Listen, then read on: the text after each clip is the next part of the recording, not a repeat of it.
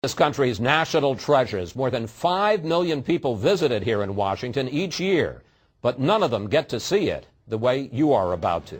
Here's our Power Player of the Week. It's a beautiful thing to look at. The history is both mysterious and intriguing.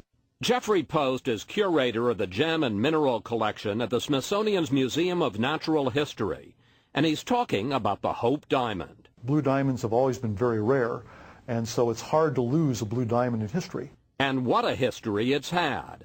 In the 1600s, the French gem merchant Tavernier found it in India and sold it to King Louis XIV.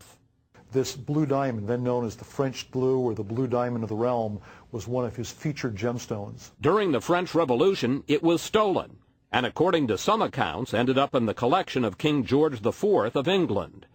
By 1839, British banker Henry Philip Hope owned it and gave it his name.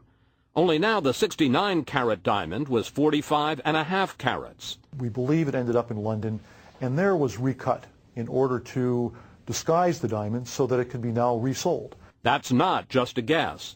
The Smithsonian did computer modeling to show the Hope diamond fits perfectly inside the French blue, which fits inside Tavernier's original gem. In 1912, famed jeweler Pierre Cartier sold it to Washington socialite Evelyn Walsh McLean for $180,000 plus some diamonds she traded.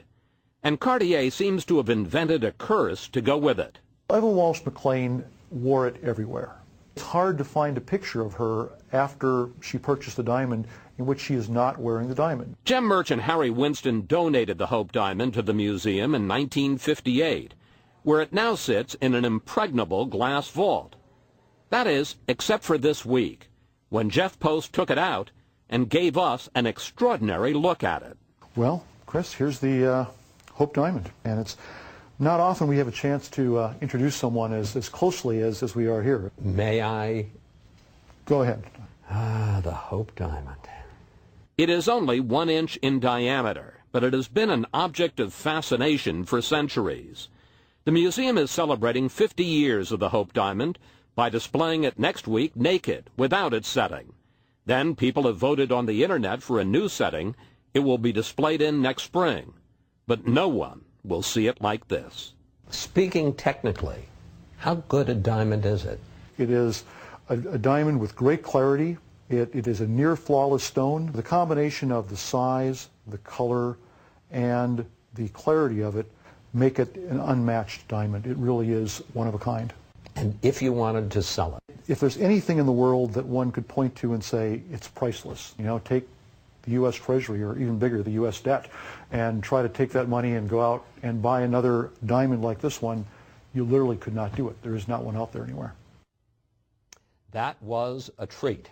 Jeff Post says when he sees a movie about a jewel heist, he often has a sleepless night, worrying whether someone will find a way to steal the Hope diamond and add yet another chapter to its remarkable history.